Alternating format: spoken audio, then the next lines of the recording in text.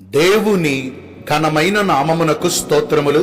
ఈ వాగ్దానమును వింటున్న మీకందరికీ మన ప్రభువును ప్రియ రక్షకుడైన యేసుక్రీస్తు నామములో శుభములు, మా హృదయపూర్వకమైన వందనములు. ఈరోజు మీ కొరకైన దేవుని వాగ్దానము సామెతలు గ్రంథము 15వ అధ్యాయము 3వ వచనము. యెహోవా కన్నులు ప్రతి స్థలము మీద ఉండును.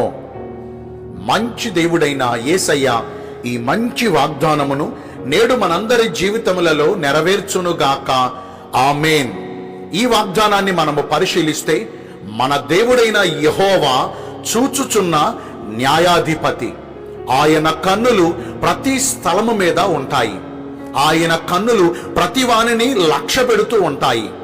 మనుషులు పైరూపాన్ని లక్ష్య పెడతారు గాని మన దేవుడైతే మన హృదయమును, అంతరంద్రియములను ఆయన పరిశీలించుచున్న నీతి కలిగిన దేవుడు. అసలు దేవుని కనుదృష్టి మన పైన ఉంటే మనకు జరిగే ప్రయోజనాలు ఒకటి చెప్పమంటారా, రెండు చెప్పమంటారా? ఒకటిగా ఆలోచిస్తే మన ప్రతి పరిస్థితులు ఆయన చక్కబరుస్తారు. ఆయన ఒక్కసారి మన దీనస్థితిని చూచారనుకోండి, పాడైపోయిన మన పరిస్థితులన్నీ ఆయన తిరిగి మనలా బాగు చేస్తారు. ఇలాగేనండి, ఒక రోజున నాయీను గ్రామానికి యేసు ప్రభు వెళ్ళారు. అక్కడ ఒక విధవరాలు తన కుమారుడు చనిపోవట చూచి ఎంతగా బాధపడిందో, ఎంతగా కన్నీరు పెట్టిందో. వచ్చిన వారందరేమో ఆమెను ఓదార్చాలని, ఆమె దుఃఖాన్ని తీర్చాలని చూస్తున్నారు. కానీ చనిపోయిన తన కుమారుడు బ్రతికితేనే కదా ఆమెకున్న దుఃఖం తొలగిపోతుంది. ఇలా వచ్చిన వారందరూ ఆ మాట ఈ మాట చెప్పి ఏదో కొంచెం బలపరచాలని చూస్తున్నారు. కానీ ఆమె కన్నీరును ఎవరు ఆపు చేయలేకపోయారు. యేసుక్రీస్తు ప్రభు ఆ గ్రామము గుండా వెళుతూ ఆమె కన్నీరును చూచారు. ఆమెతో మాట్లాడుచూ చనిపోయిన తన కుమారుడు ఉన్నటువంటి పాడెను ముట్టగా చనిపోయిన తన కుమారుడు దిగ్గున లేచి కూర్చున్నాడు. ఎంత ఆశ్చర్యకరమండి! వచ్చిన వారందరూ ఆమె కన్నీళ్లు చూచారు, ఆమె దుఃఖాన్ని చూచారు. ఏదో తమకు తోచిన ఒక్కొక్క మాట సాయం చేశారు. కానీ ఎవ్వరూ తమ దుఃఖాన్ని ఆపలేకపోయారు. కానీ యేసు ప్రభు వారు ఆమె దుఃఖాన్ని చూచుట మాత్రమే కాదు, ఆమె దుఃఖాన్ని కూడా ఆపు చేయగలిగారు. అసాధ్యమైన కార్యాన్ని అద్భుతమైన రీతిగా అక్కడ జరిగించి చనిపోయిన తన కుమారుణ్ణి తిరిగి మరలా బ్రతికించారు. అదేనండి, మనుషుల దృష్టికి దేవుడి దృష్టికి తేడా ఏంటంటే, మనుషులు కేవలం పైరూపాన్ని చూస్తారు, తమకు తోచినట్లుగా 4 మాటలు ఆదరించజోస్తారు. కానీ మనుషుల మాటలు వట్టివి అని, నిరర్ధకమైనవని యోబు భక్తుడు ఏనాడో సెలవిచ్చాడు కదా.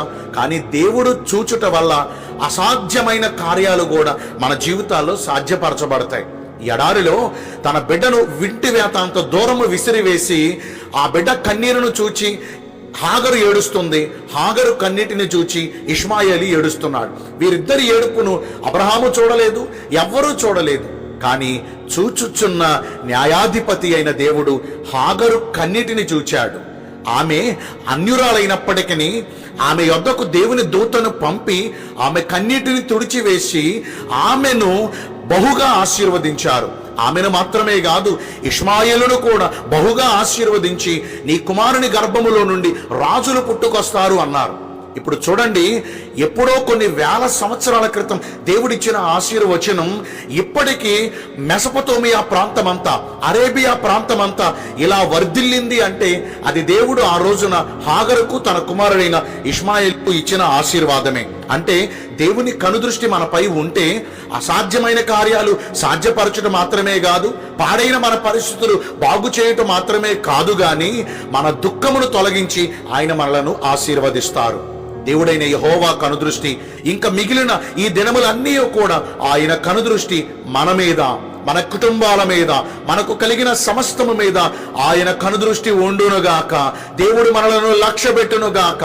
దేవుడు మన పరిస్థితులను మార్చునుగాక. నిశ్చయముగా ఆయన మనలను ఉన్నతమైన స్థితిలో నిలబెట్టునుగాక. ఆమేన్. మరి ప్రియ దైవ జనాంగమా, దేవుని కనుదృష్టి మన మీద ఉండుట వల్ల మనకు కలిగే ధన్యతలు మనం తెలుసుకున్నాం. మరి ఇప్పుడు దేవుడు మనలను లక్ష్య పెట్టాలంటే మనము ఎలాగున ప్రవర్తించాలి? మొదటిగా దేవుడు ఎవరిని లక్ష్య పెడతారంటే, ఆయన మనలను చూచునప్పుడు మనము ఆయన దృష్టికి దీనులుగా ప్రవర్తించాలి.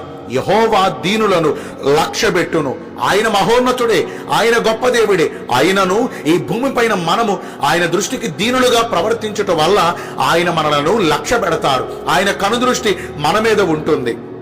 ఒకవేళ కలిగిన వాటిని బట్టి అతిశయపడుతున్నామేమో, మన తలాంతులను బట్టి, మనకు కలిగిన అందాన్ని బట్టి, మనకు కలిగిన ఆస్తిపాస్తులను బట్టి, మనకు కలిగిన కులాన్ని బట్టి, మనకు కలిగిన దేనిని బట్టి అతిశయపడిపోయి దేవుని కంటే నేనే గొప్పవాణ్ణి అనుకుంటున్నామేమో. అస్సలు పొరపాటుగా అలా మనల్ని మనం హెచ్చించుకోవద్దండి. ఎందుకంటారా, తన్ను తాను హెచ్చించుకున్నవాడు తగ్గించబడతాడు. ఎవరైతే దేవుని దృష్టికి తమ్ముడు తాము తగ్గించుకుంటారో దేవుడు వారి పక్షమందు వారిని దృష్టించి వారిని పరిస్థితులు మార్చి వారిని ఉన్నతమైన స్థితిలో నిలబెడతారు. అంటే దేవుడు మనలను చూడాలి అంటే, ఆయన కనుదృష్టి మన మీద ఉండాలంటే మనలను మనము తగ్గించుకోవాలి, దీనులుగా విధేయులుగా ఆయన దృష్టికి ప్రవర్తించాలి. ఇక రెండవదిగా, దేవుని కనుదృష్టి మనపై ఉండునట్లుగా కన్నీరు విడుచుచు దుఃఖించుచు ప్రార్థించాలి.